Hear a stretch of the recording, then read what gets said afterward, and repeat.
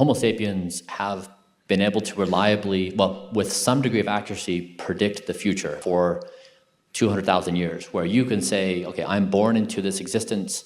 I can see what previous generations did before me. I can model out what my life is likely going to be. In the 1990s, you could say, in the US, I'm going to finish high school, I'll go to college, I'll learn this discipline, have a career, retire at 65, and you can basically plan out your life. And we're now in a situation where we cannot plan more than 3 months. It's the first time in the history of civilization that intelligence has a wall of fog. We can't see it. And my son right now, he just went into his first year of school. He has 4 years of school. That's insane what the world is going to be like. What does he study? Now, he's looking at math, physics, and CS, and it's kind of like, maybe we still care about those things. Maybe we humans still have it, but like, how do you even know? And so this idea that we would map 200 years from now is impossible. We can't do 3 months. And that has a really serious practical and philosophical invitation, where we're transitioning from a species of knowing things to a species of not knowing. And that's happening so fast. So we have approached reality from a first principles perspective. We acquire knowledge, we try to make few assumptions, we stack it, and we then do our behaviors and have these feedback loops. And now we're walking into the unknown, unable to do that process. And it's a exact opposite way of being as we have been. So we derive security and confidence from knowing. And when we don't know, we feel fear, and we pause and we stutter step.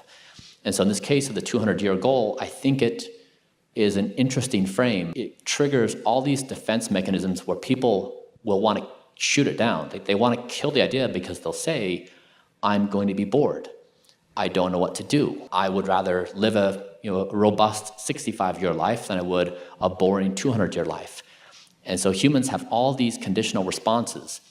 And I imagine in this situation, if we're talking to Homo erectus 1 million years ago, and we say, Homo erectus, how's it going? You have an axe. What do you imagine of life? And they're thinking like, I've already slayed all the animals in the area. I would kind of be bored. But Homo erectus would not be able to talk about all the things we're doing today, like have a magic box in front of you that allows you to talk to any human at any time of the day and to create new forms of intelligence. And so the question is, in this moment, are we Homo erectus? We don't think we are. We think we're the apex of intelligence, but maybe we are. And so maybe we know nothing about what our future preferences or opinions or wants may be. And this is the state of unknowing, is our minds desperately want to know. And to me, this is like the layered challenge and opportunity we all have, because it's kind of counterintuitive to how things are today for us. Yeah, I think one of my philosophical beliefs is that anyone can have an opinion on how long they would want to live. I think that it would be ultimately a human choice for us to be able to decide how long we want to live, and not to have disease or death overtake us unwillingly. I've been thinking about the relative aging of our body versus our brain. And one of the things that I've been worried about is, let's say that blueprint works and we can get to 100 years old and you can be looking just like you're looking now or even younger. Is there any type of entropy in how the brain is structured that imposes some physical limitation that we should be concerned about? Or do we think that the body and the brain are deeply interconnected, and if we can maintain the health of the body, then the brain can benefit and last just as long? A common reaction in viewing what I do is that it's overwhelming, which is true. And the second is that personalization is important. But the way to soothe that anxiety and the way to actually get yourself in a good place, this is for optimal brain health and everything else, is to understand that there are power laws at play that everyone in this room can do. So the 5 power laws, that you look at all the evidence. 1 is don't smoke. 2 is 6 hours a week of exercise. The details of that, it's 4.5 hours in zone 2 through 4. So that's roughly 110 BPM to 159 BPM. It changes a little bit according to your chronological age. And then 90 minutes a week above 159. And then 3 is a BMI between 18.5 and 22.5. 4 is a blueprint-like diet. And 5 is little to no alcohol. If you do those 5 things, you get roughly 32 years of life. You'd have a life expectancy of around 92. Number 1 life goal. There's literally not anything that is above sleep, because there's nothing that influences your conscious existence more. And when I did a study with my company, Kernel, where I looked at my brain and we gauged my capacity to have willpower, and my willpower went down proportionally relative to how much deep sleep and how much REM sleep I got. And so the less REM and deep I had, the less self-control I had, which increased the likelihood that I would eat poorly that night, which would wreck my sleep again. And so if you want more power to be the person you want, you get more sleep. And this is why sleep is the number 1 priority, because then it has this domino effect in the opposite direction, leading to other positive things. If you can imagine the thought experiment of the future whispering in your ear, you can divorce yourself from time and place right now and say, all this is probably just going to go away. And then you can incorporate what is really happening, that algorithms are getting very good, they'll complement our abilities, they'll augment our abilities. So what is this longer term horizon?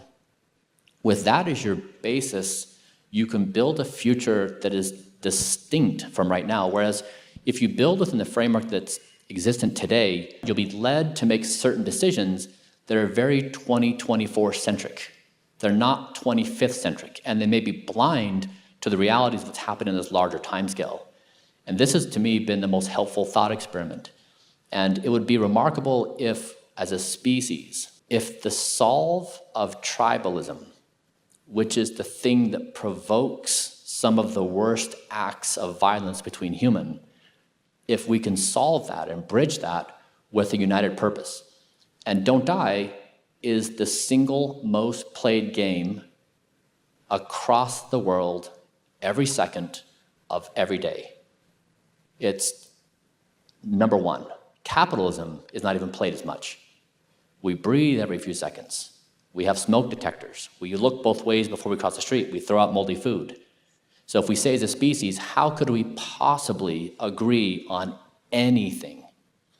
Don't Die is the only thing we can agree upon. You take one step above Don't Die, and we all disagree on everything. But we can't agree on one thing. And then you bridge that together with the basics of health and wellness. The revolution of the future begins with the food we eat, the time we go to bed, and it's specifically rejecting anything that accelerates your speed of aging and the onset of disease and death. But it's a revolution of thought, of behavior, of norms, and that's what I hope we can lock in, because there's no way this is happening if the community is isolated. It's really everyone together. So I have my last meal of the day at 11 a.m. And so when my bedtime comes around 8:30, my resting heart rate is 46. If it's 46, I'm going to have a perfect night's sleep. If I eat at 5 or 6 and something like pasta or breads, my resting heart rate is going to be 59, and I'll have 75% less REM and deep. So I've always caveated over the years, I've said, you may be different, but every single time the person comes back and says, you're right, the earlier I eat, the better my sleep. So I would encourage all of you to trial that, eat earlier, and if you want to do dinner with family to be, in the social group, fine, just eat very light, but watch your resting heart rate as a predictor of your sleep quality. Then number 2, a lot of you, I don't think have a problem with this, no alcohol. It wrecks sleep. Because right now, sleep is a thing that always gets moved. If your favorite show drops, or you're out with a friend, or you need to finish a work project, or whatever, it's always pushed. And if you make sleep a non-negotiable, everything else is second tier to it, it just shifts your mindset. You have to also understand that the psychology of why we think that we're really in grind culture. So there's this idea that if you tell a story about someone who went days on end without sleeping, did some amazing coding and whatever, there's lore and they increase in status in our group. And so it encourages really bad practices. A lack of sleep does not increase value, it just lowers the value of what's done. So it is really a myth that cheating on sleep is a good idea.